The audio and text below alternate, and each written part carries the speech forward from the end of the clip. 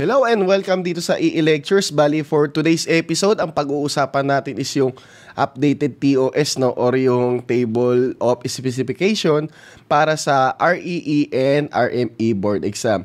So, nitong last week lang, no, umattend tayo ng 48th Annual National Convention ng IIEE.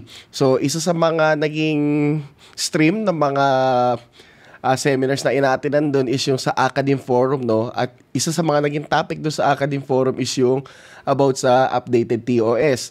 So after sabihin ni Sir Mendoza na ibibigay itong Excel file sa amin, at the same time ipapakalat din siya sa public, no, for the students know kung ano yung magiging coverage na exam. Kaya ayun, eto, nandito tayo ngayon, i-share natin ito kung ano ba yung natalakay about do sa updated TOS, no? Bali, itong updated TOS na to, more on for ano siya, September 2024 or August 2024 board exam. So, kung magte-take ka ng board exam this April 2024, hindi pa i-implement to. So, ano pa ba kailangan natin gawin? Tara na, tignan natin itong updated TOS para sa REE and RME board exam.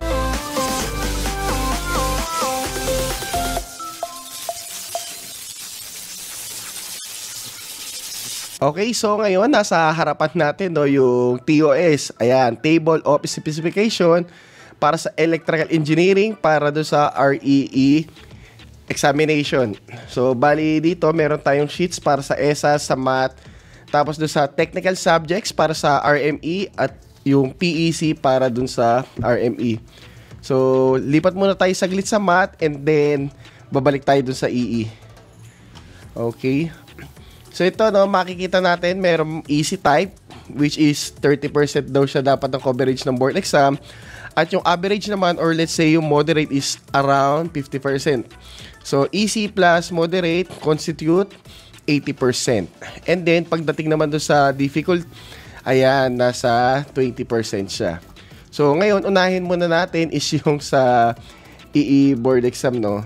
Tapos, i-explain ko kung paano ba nag-work itong Excel file na to.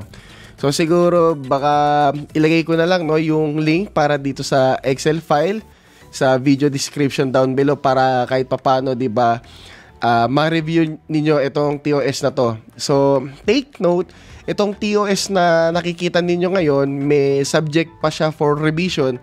Kasi nga, by January, hinihintay nila board natin, no, yung mga comments and suggestion na manggagaling sa lahat ng mga electrical engineering schools all around the Philippines. Kumbaga, binigyan sila nito eh. Tapos, ayun, magko-comment yung mga bawat school kung ano yung mga gusto nilang idagdag na subject or let's say kung saan magfo-focus. So, may part na baka mabago ito ng onte, no? Slight. Okay? So, ayan, bali ngayon, i-discuss na natin to. So, ayan, as of October 24, no, 2023. So, para sa EE subject, ang weight niya is 45%. So, ito siya, no? Bali, ito yung easy, tapos ito yung moderate, and then ito yung bandang hard. So, ito yung mga topics covered ng EE natin. So, ayan, yung una is yung electromagnetism. So, ano ibig sabihin nito, no? Yung mga nakikita nating column dito. So, di ba, yung board exam ngayon is 100 items na siya. So, ito, lahat ng item para sa electrical engineering professional subject is 100 items.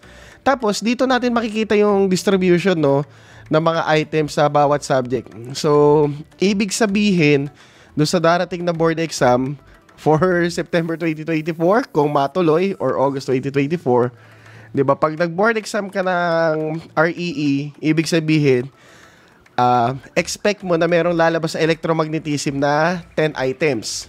Okay? So, yung 10 items na yun is composed doon sa recalling and comprehending basic principles. So, more on, ito yung para mga madadaling objective type, no? So, understanding, medyo, ayan, mag-e-elevate ng konti yung difficulty. Tapos, applying basic principle in solving basic problem. So, meron kang 6 na basic problem sa electromagnetics. And then, ayan, yung medyo hard type, no, ng problem sa electromagnetics. So, ayun, bali, ganun din sa Circuits 1. So, ibig sabihin, sa Circuits 1, magkakaroon tayo ng 10 items. So, in terms na dun sa basic principle, ayan, dun sa remembering, 1. understanding 2, tapos pagdating do sa apply, no, mga basic problems 5. And then yung mga pangmahirapan 2. So dito nakikita nyo yung distribution. So pagdating sa electrical circuits 2, which is composed of single phase and 3-phase AC circuits, 10 din. So yan, bali mga principles 2, problem 5, basic problems, and then mga complex problems 3. So ito, ayan, ito abangan ninyo, no? So yung electronic communications, electronics 1 and 2. So industrial electronics. So pag pinag-combine mo sila, 10 lahat sila. So ito ulit yung distribution. Okay, tingin ko na-understand nyo naman na to, kaya bibilis ako na ng onte, no? So ayan, electrical machinery 1, which is composed of DC machines, DC generator, DC motor. Medyo no? Ayan, 5. So, kung mangyari dun sa makulate nila board, let's say, mabawasan itong mga electronics na to, tapos idagdag sa machine, so magbabago yung weighting ng mga subject. So, ganun yung mangyayari kasi mapapansin natin, no, parang lalabas may 10 tayong items sa electronics. Kaya nga lang, pagdating doon sa DC machines natin o yung foundation ng mga electrical machineries natin, no, parang konti, 5 lang. So, ayan, bali, principles, 2, basic problems, 2, tapos complex problem, 1. And dami pa naman nung generator tsaka motor, di ba? And then, electrical machinery 2, which is composed of AC machines. So, napakahabang subject. Sila transformer, induction motor, tsaka alternator. So, ayan, 10 items. So, mga basic principle, 2, tapos yung medyo angat na onte, 1. Mga problems, no? Paano kaya mahati ito? Ilan si transformer, ilan si motor, or ilan si alternator? Ayan, so 5, tas complex, 2. And then, meron tayong pinaghalo-halo, no? Instrumentation and control, feedback and control systems. Tapos, merong sprinkle of research method. Depende kung ano yung huhugutin ng computer. So, more likely, random kukuha yung computer doon sa question bank. Basta sa loob ng subject na to, kukuha siya ng 10. Yung isa doon, ayan, yung sa madali, tapos yung understanding, 2, and then doon sa solving basic problems, 5, tapos yung complex, 2. So, ganun yung ginagawa ng computer. As per Sir Honorable Jaime B. Mendoza. Okay? And then, ito tayo, meron tayong electrical systems and illumination engineering design. So, 10. Okay? So, pwede natin masabi, nakikreep in dito yung sa PEC, no, lalo na yung mga provisions natin with regards sa branch circuit, or let's say doon sa chapter 4, yung kung saan yung mga special equipment natin, or yung mga equipments pala natin for general use. So ayan, bali mga principle, tig-1, remembering tsaka understanding, tapos solving problems, 6, 2 yung medyo complex. Pagdating sa power plant, 5 lang, so 2 principle, no, remembering tsaka understanding. Tapos basic problem 2, yung medyo challenging na onte, 1. And then ito yung makikita ninyo, no, yung pinaka-highlight, yung pinaka-malupit, yung power system analysis natin. Kasi 'di ba, ibig sabihin kapag nag-board exam ka, kung hindi mare-revise to, no, pero mare-revise naman 'yan. Pero more likely nakaabang 20 items. So sa 100 items sa board exam mo, no, yung 20 dun is power system. So, remembering na principles, 4, understanding, 3, 10 basic problems, tapos yung medyo mahirap-hirap, no, 3. So, ayan yung magiging compose ng electrical engineering subject natin. So, more likely, katulad nung nangyari nung Biyernes, ang pinakitang highlight ni Sir JVM, no, more likely yung sa, no, sa engineering sciences and allied subjects. So tignan natin kasi ito yung medyo parang tinamaan halos ng ng medyo pagbabago. So check natin. So ito yung sa ESAS. So ayan, di ba yung ESAS is 30%. So ayan, number of items 100 lahat. So sa 100, paano yung distribution dun? So sa chemistry for engineers, bali meron tayong 5.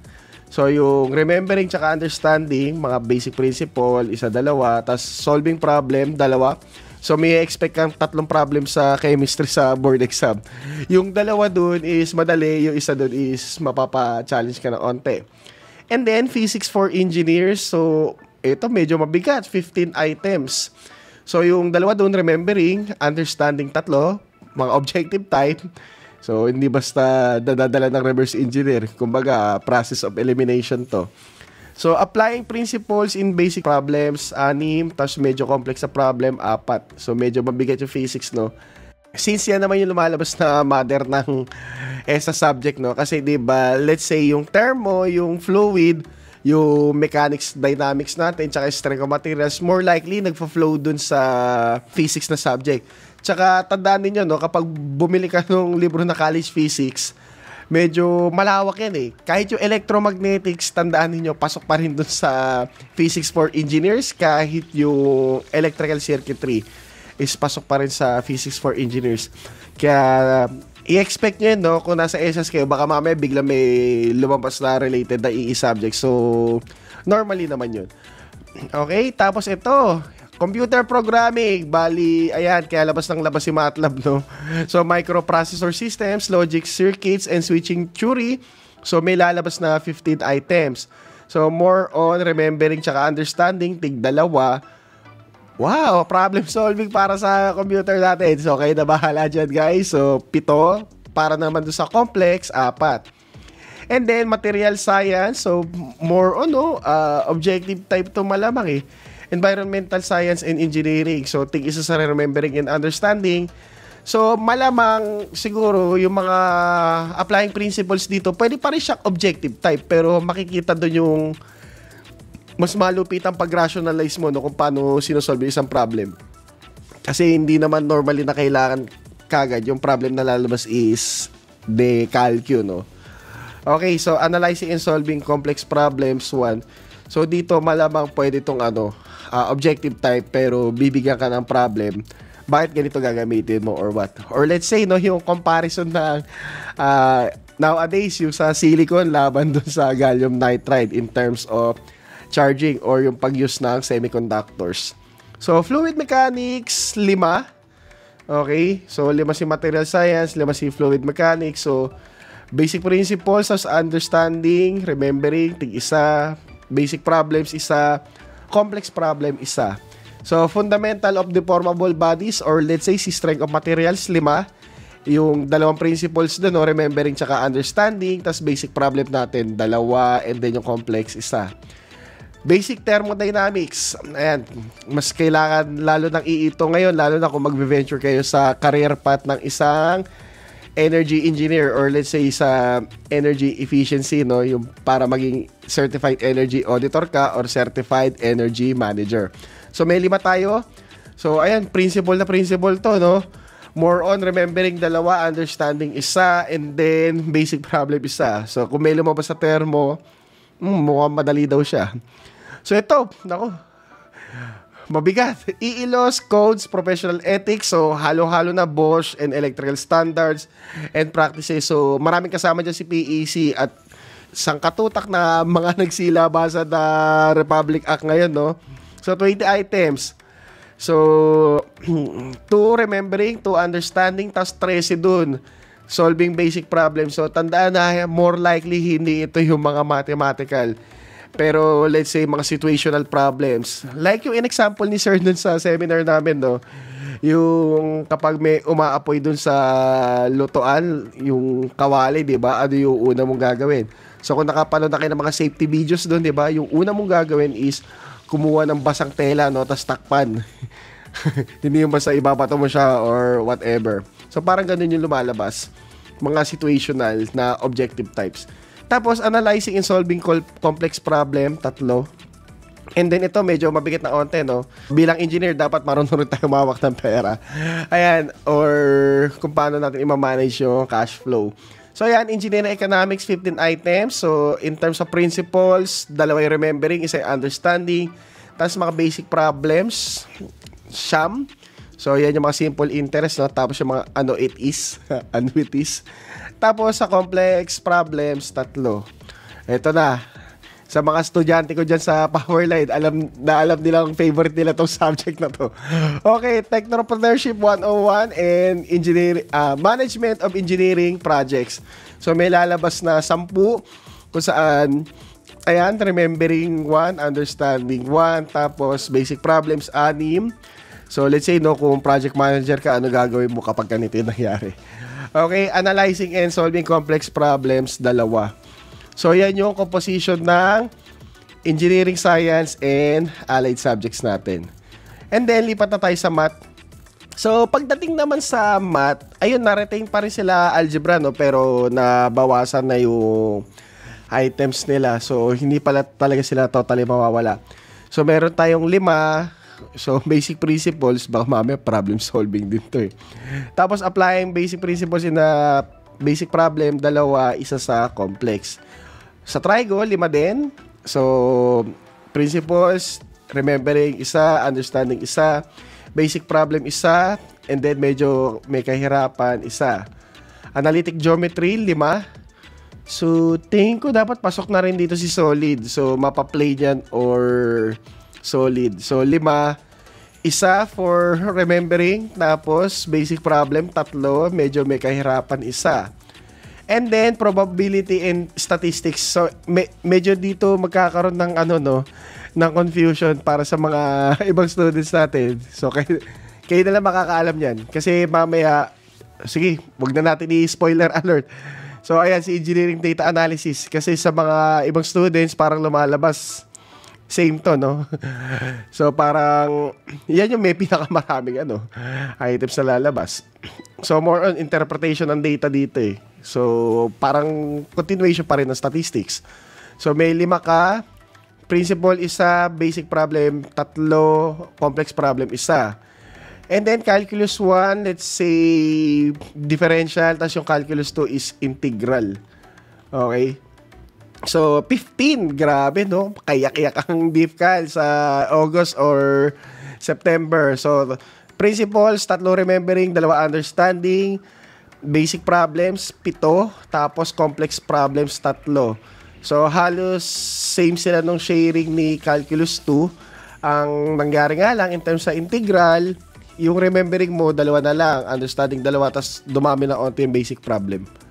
Tapos yung complex problem is 3 pa din. So, nakikita natin dito, no, maraming hard problems sa math compared dun sa ESAS saka EE. So, ayan, for engineering data analysis, nako, sangkatutak, 20 items. So, na kung saan sa principles, 3 dun remembering, 3 understanding, 12 yung sa basic problems, and 2 yung medyo complex problems. And then, differential equations, 3 para doon sa remembering, 2 understanding, 7 yung basic problems, tapos 3 yung complex problems. So, 15 items lahat yun. So, numerical analysis, ayan, numerical methods and analysis, so 15, 2 remembering, 2 understanding, basic problem, 6. Wow, Newton Raphson, nagpapakita ka na. Okay, analyzing and solving complex problems, 5. So, ayan yung composition sa math, no? Bali, 100% lahat. So, ayun sa mga subscribers natin na estudyante dyan, no? Ng mga BSE students, tandaan niyo, no? Ang pinakamahirap na part na subject ng board exam, yung nakalagay sa dulo, and other related subjects. So, malay mo kung ano dito yun, di ba? Or baka minsan nakalabas pa yung mga tipong bonus na pampadali or bonus na pampahirap. So, ngayon, tapos na natin sa REE, lilipat naman tayo sa RME. So, TOS natin para sa RME exam. So, unahin muna natin is yung technical subject, which is yung weight na is 50%. Ayan, so Ohm's Law. So, may 10 ka. Remembering and understanding, 1, 2. Basic problem, 4. And then, medyo complex. No, kailangan yung mga electrician natin dyan magbanat-banat na konti, lalo na sa solving na complex problem. And then susunod, electrical machinery. So, combination na to ng DC tsaka AC. Meron tayong 5. 1 remembering, 1 understanding, applying 2, tapos medyo kahirapan, 1. So, siguro sa Ohm's Law, combination na rin to ng DC-AC circuits kasi hindi siya in-specify katulad sa REE. So, control equipment, so more likely tawag dito mga practical application sa electrical circuits. So, 1 remembering, tapos basic problem 3. So, more likely mga objective type lang rin to. Or let's say sa mga motor control, no? Tapos, solving complex problem 1. So, more likely, don't expect, siguro dito sa part na to, may mga masyado ka maraming math, pero pagdating dito, ayan, parang katulad ng dinidiscuss natin kanina, mga situational problems na kung saan talagang gagamitin mo yung wisdom mo para masagutan yung items. So, electrical components, pagkakakilala mo kala resistor, inductor, capacitor, at samot-sari pa mga electrical components. So, remembering 1, understanding 1, tapos applying para sa basic problems 2, tapos analyzing and solving complex problem 1. So, 5 lahat sila. Maintenance and repair of electrical machinery, 5. Ang isa doon is remembering. Applying principle para isolve ang isang problem, 3. Tapos complex, 1. And then, testing ng mga equipment. Diba? Ano yung pang-test ng insulation resistance tester. Ang Megger is a company name, diba? Parang Colgate lang. Okay, so remembering, 1. Applying yung basic principle para isolve yung problems, 2. And then, analyzing and solving complex problem, 1. So, 4 lang lahat sila. Electrical engineering law, or let's say yung mga law na related sa RME. So, 3 sila. 1 doon sa remembering. So, medyo may pagka-complex ng onte, 2. Okay? Tapos, ito na. May Bosch na rin sa RME ngayon, no? So, 5 siya. Tapos, yung 1 doon is remembering. 1 is understanding. Tapos, ayan, applying para sa basic problem is 2. Tapos, 1 sa complex. And then, meron kang basic, which is yung overall, no? Tapos, meron ka pang specialized para sa electrical safety, which is 5. So, 1 for remembering, 3 para doon sa applying the basic principles doon sa problem solving, analyzing and solving complex problem, 1. So, 5 lahat sila. Tapos, ayan, others. Check na natin kung ano itong others. Doon ako patay. Ito na yung sinasabi natin, no? Yung medyo may twist na part na exam yung others. So, ito 3. 1 sa basic principle, tapos 2 doon sa basic problems. So, ito yung para sa RME, no? Na kung saan 50 items lang to eh. Mukhang hindi nalagay nila, nila, sir. So, ayan. Basta pag pinagsama-sama mo yan, ayan, 50 items lahat yan. And then, lipat tayo sa PEC. So, ito medyo malapit na tayo matapos. PEC Part 1 and Part 2. Ayan, so 50% din. So, number of items, 50 lahat sila. So, Chapter 1, no? Yung requirements for electrical installations and definitions, 10 items. So, remembering 1, understanding 2, basic problems 5, analyzing 2. So, wiring and protection, more likely, Chapter 2 sa branch circuit, no? Pasok rin dun sila overcurrent protection and overvoltage protection. And then yung pinakasikat na sila grounding and bonding. So for that, 7.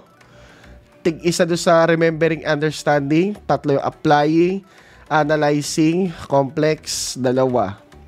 So wiring methods and materials, so which is chapter 3. So 5 daw. Yung 1 dun is remembering, 2 yung basic problems, and 2 yung complex problems. And then, Chapter 4, Equipment for General Use, 4 daw. So, 1 sa remembering, 2 doon sa basic problem, and 1 doon sa complex problem. Special Occupancy, Chapter 5. Okay, 3. 1 sa remembering, 1 sa basic problem, and then 1 sa complex problem. Tapos, Special Equipment, Chapter 6. So, may 3 tayo. Diyan pasok sila PB, sila fire pump, sila wind turbine. O, di ba? Meron na tayong provision para sa wind turbine, etc. Ayan. So, 3. So, 1 sa remembering, 2 doon sa basic problems. Special conditions, which is chapter 7. And then, chapter 8, communication system. May 2. O, laki-laki na nun. Tapos, 2 yung kukunin. So, bali, 1 para sa remembering and then basic problem, 1. So, yung mga grounding and bonding na mga no? Na mga pool. Ay, nasa yata yung pangalan nito, chapter 6. And then, Philippine Electrical Code Part 2, which deals with the installation laid outside. So, malamang makikita nyo parati dyan si Anti-Obstruction of Power Lines Act, pati yung mga wind zone. So, 6, medyo mabigat, no? 1 sa remembering, 1 sa understanding, tapos 3 doon sa basic problem, and then Analyzing and solving complex problem, isa. So sa mga mag-RME dyan, no, for 2024 September or August, ito na yung magiging TOS ninyo once na matuloy na to.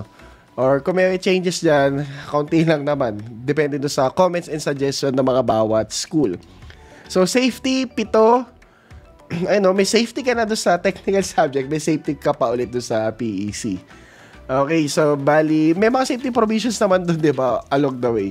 So, isa remembering, isa understanding, basic problem 4, complex isa. So, 7 lahat sila. And then, yung others, 3 ulit. So, remembering isa, and then basic problems, 2. So, ayan yung nagko-constitute ng sa RME board exam, no, for Philippine Electrical Codes Part 1 and Part 2 for RME. So, ayan, bali, tapos na tayo, no, dito sa discussion natin sa TOS. So, hope na yung mga magbo-board exam dyan, no, for August or let's say for September, nakikita nyo na kung ano yung kakaharapin ninyo. So, for now, para sa mga April, hindi mo na mai-apply sa inyo yan. Kaya masasabi ko, yung mamemessage ko sa kanila, no, mag-aral kayo mabuti to the fullest, no, para isang take lang, di ba? Kasi kapag nabuta ka pa nung September or August, magiging challenging yan. So, yun, bali, dito nagtatapos yung episode natin, no? So, bali, see you na lang sa magiging future episodes ng ating YouTube channel from EE Lectures and Quintheologies. So, see you when I see you, guys. So, ingat kayo parate. Bye!